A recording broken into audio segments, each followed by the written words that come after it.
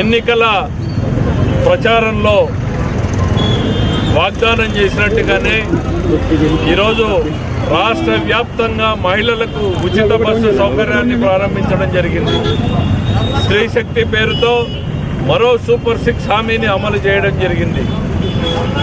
రాష్ట్రంలో ఎక్కడి నుంచి ఎక్కడికైనా కూడా మహిళలు బస్సుల్లో ఉచితంగా ప్రయాణం చేయడానికి ఈరోజు ఈ కార్యక్రమానికి గౌరవ ముఖ్యమంత్రి శ్రీ నారా చంద్రబాబు నాయుడు గారు, ఉప ముఖ్యమంత్రి శ్రీ పవన్ కళ్యాణ్ గారు ఇద్దరు విజయవాడలో ఈరోజు కార్యక్రమాన్ని ప్రారంభించడం జరిగింది.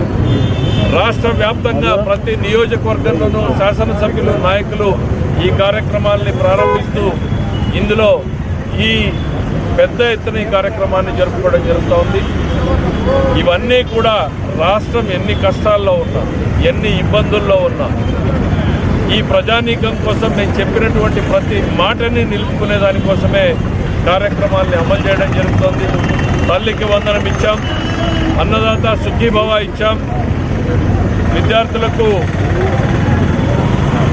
కిట్లు, ఉచితంగా డ్రెస్సులు, యూనిఫామ్లు, షూస్ ఇవ్వడం, మత్స్యకార భరోసా ఇవ్వడం, మరి ఈ రోజున ఈ ఉచిత బస్సు ప్రయాణాన్ని స్త్రీ శక్తి పేరుతో ప్రారంభించడం, సాధ్యమైనంత తొందరలోనే చేనేతలకు 25,000 రూపాయలు ఇచ్చేటువంటి కార్యక్రమాన్ని శ్రీకారం చుట్టబోతున్నాం.